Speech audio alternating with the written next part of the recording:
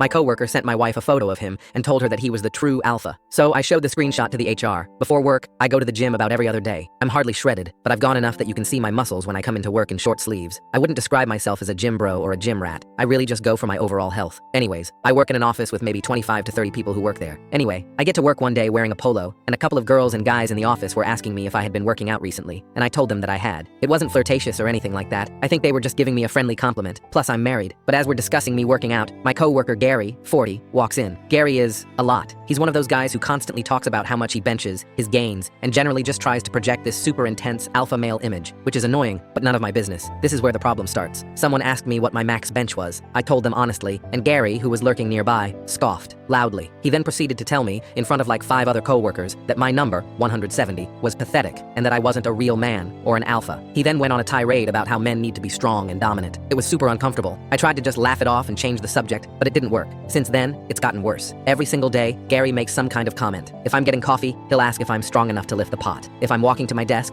he'll flex and ask if I'm inspired yet to hit the weights like a real man. I've tried ignoring him, giving him short answers, and even politely telling him to knock it off. Nothing works. He just laughs and says I need to grow a thicker skin. Then, this is where I start to lose my shit a little. My wife, 27, texted me a screenshot yesterday. It was a DM from Gary. It was a picture of him flexing in the mirror with some ridiculous caption about being a true alpha and how real women know what's up. He'd somehow found her on social media and sent her this unsolicited picture and message. I was beyond furious. I wanted to march over to his desk and punch him, but I knew that would only make things worse. I'm starting to dread coming to work. It's constant. It's demeaning. It's making me feel genuinely small and uncomfortable, and now he's involving my wife. I'm going to take this to HR tomorrow. Here's the DM Gary sent. Text, Gary. Hey wife, do I know you? Gary, I work with Redacted. If you're looking for a real man, let me know. He wouldn't know what to do with you. No idea how you're with such a weak man. Picture of topless Gary. Update 2 days later. Just wanted to update everybody after my last post. I ended up going to HR. I honestly didn't think HR would do much because Gary is a good employee in terms of performance, but surprisingly, they took my complaint very seriously and were in disbelief when I showed them the screenshot of the DM he sent to my wife. The next day,